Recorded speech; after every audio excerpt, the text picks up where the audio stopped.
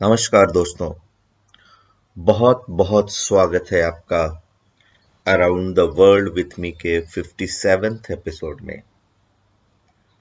आज की हमारी डेस्टिनेशन है इटली का pizza.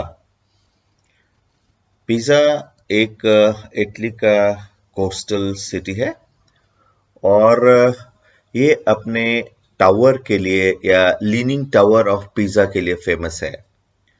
Leaning tower of pizza पहुंचने के लिए पिज़्ज़ा का अपना एयरपोर्ट है, पिज़्ज़ा का रेलवे स्टेशन है, फ्लोरेंस, रोम और इटली की दूसरी जगहों से भी ट्रेन से पिज़्ज़ा पहुंचा जा सकता है। ये सबसे पहले बैपिस्ट्री ऑफ सेंट जॉन या बैपिस्ट्री ऑफ पिज़्ज़ा की बात करते हैं।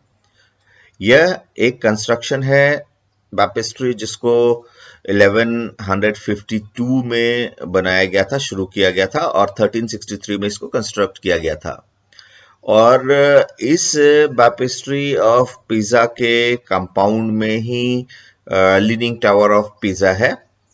अगर ये देखें इस बैपिस्ट्री के बारे में, अगर और भी इंफॉर्मेशन लें तो ये लगभग 54 मीटर्स हाइट है और इसका डायमीटर 34 मीटर्स के आसपास है। और यह एक यूनिक एग्जाम्पल है जब से ये कंस्ट्रक्शन का स्टाइल रोमन स्टाइल से गोथिक स्टाइल पर ट्रांसफर हो रहा था।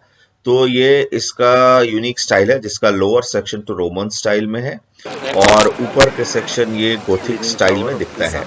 आइए देखते हैं दुनिया के पिज़्ज़ा के आश्चर्य लीनिंग से टावर को।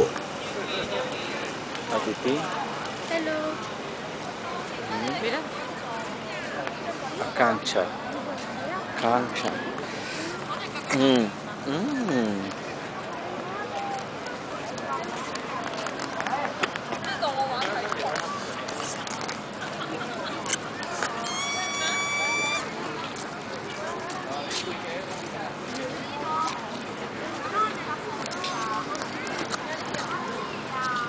आकांक्षा ये गिर जाएगा ऐसा नहीं करना है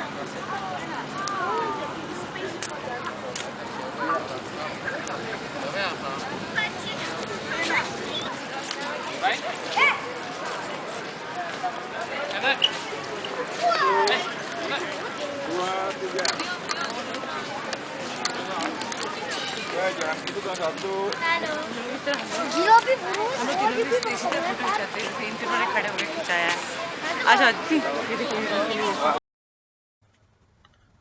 लीनिंग टावर ऑफ पिज़्ज़ा यानी कि पिज़्ज़ा की झुकी हुई मीनार, ये दुनिया के 7 वंडर्स में से, मेडिवल वर्ल्ड के 7 वंडर्स में से एक है। तो इस आश्चर्य को देखने के लिए यूरोप का जब ट्रिप बने या इटली आए तो यहाँ पर जरूर आए। तो प्रैक्टिकली ये लीनिंग टावर एक बेल टावर है, एक चर्च का, कैथेड्रल का बेल टावर है जो इटली के सिटी पिज़्ज़ा में है। और ये पूरा का पूरा टावर 4 डिग्री पर लीन करता है और 4 डिग्री पर झुका हुआ है। और ये 4 डिग्री डिग्री पर झुका होना, इसका फाउंडेशन जो था वो बहुत ही अनस्टेबल तरीके से बनाया गया था। ये इसलिए ये टावर 4 डिग्री पर झुका हुआ दिखता है।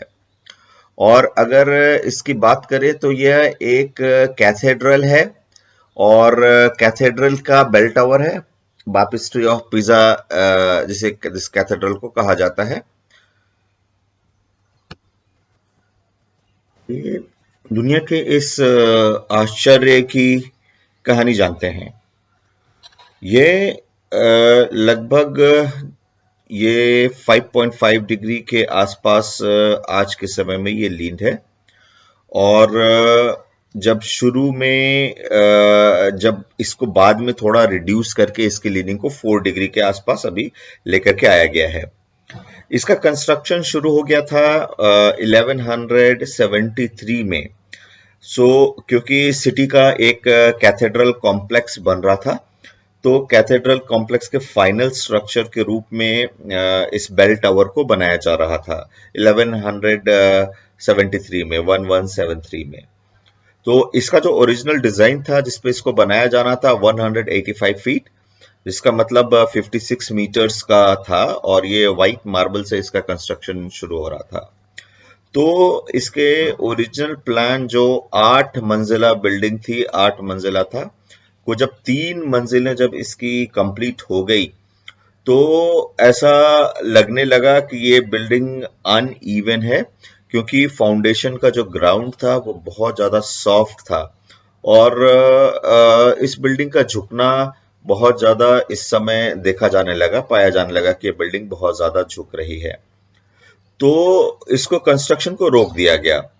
फिर इसके बाद इसको ऐसा लगा कि ये कोलैप्स कर जाएगा, गिर जाएगा, इसको क्या उपाय किया जा सकता है ये सोचा जाने लगा।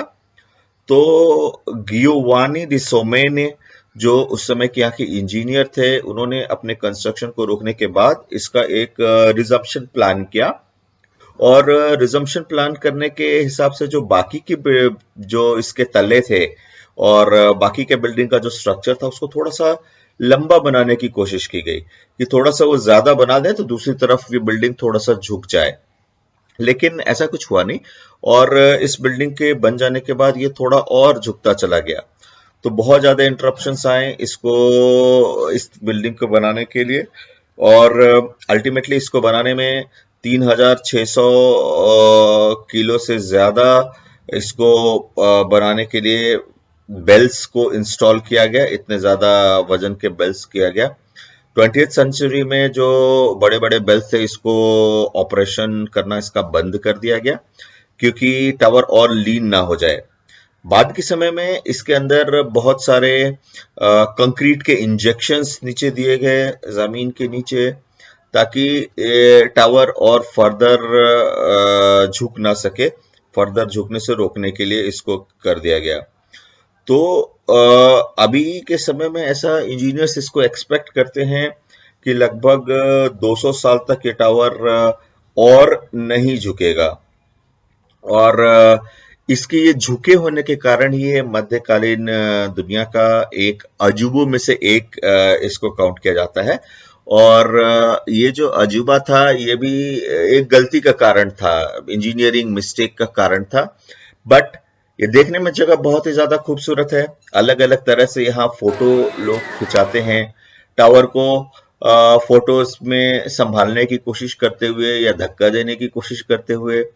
तो ये टावर आश्चर्य होने के कारण, दुनिया का आश्चर्य होने के कारण बहुत ज्यादा इम्पोर्टेंट हो जाता है और यूरोप के ट्रिप का एक 7 अजूबों में से एक होने के कारण यूरोप के ट्रिप का ये इम्पोर्टेंट पार्ट हो जाता है।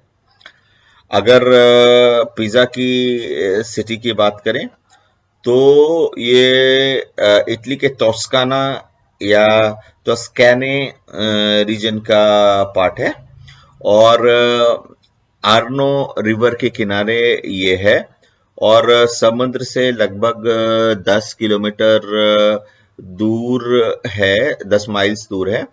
और जो अच्छा सा एक यहाँ का नियरेस्ट सिटी है, बड़ा सा शहर जिसको कहें फ्लोरेंस, तो फ्लोरेंस लगभग 80 किलोमीटर्स दूर है। जैसा कि मैं पहले भी बता चुका हूं कि फ्लोरेंस से यहाँ आने के लिए ट्रेन्स भी बहुत अच्छी अवेलेबल है, ट्रेन से यहाँ पर पहुंचा जा सकता है। शुरू में रोमन कंट्रोल में जब ये था तो ये एक नावल बेस बनाया गया था, लेकिन आफ्टर 180 BC ये एक क्रिश्चियन रिलीजन का एक साइट बन गया और बापेस्ट्री और पिज़ा कार्ड लीनिंग टावर यहाँ पर एस्टैब्लिश किया गया था। दोस्तों, जब दुनिया के आश्चर्यों की बात करें तो उसके पास तक जाना अपने आप में एक रोमांचक अनुभव रहता है, अपने आप में एक एक्साइटिंग एक्सपीरियंस होता है। तो ये एक ऐसी डेस्टिनेशन है जिसको आप अपने 7 अजूबों की यात्रा में शामिल कर सकते हैं। कभी मिस मत कीजिएगा अगर यूरोप आने का मौका मिले तो। एंजॉय वेल, मिलते हैं अगले बार किसी और एपिसोड में। तब तक के लिए bye bye, do take care of yourself.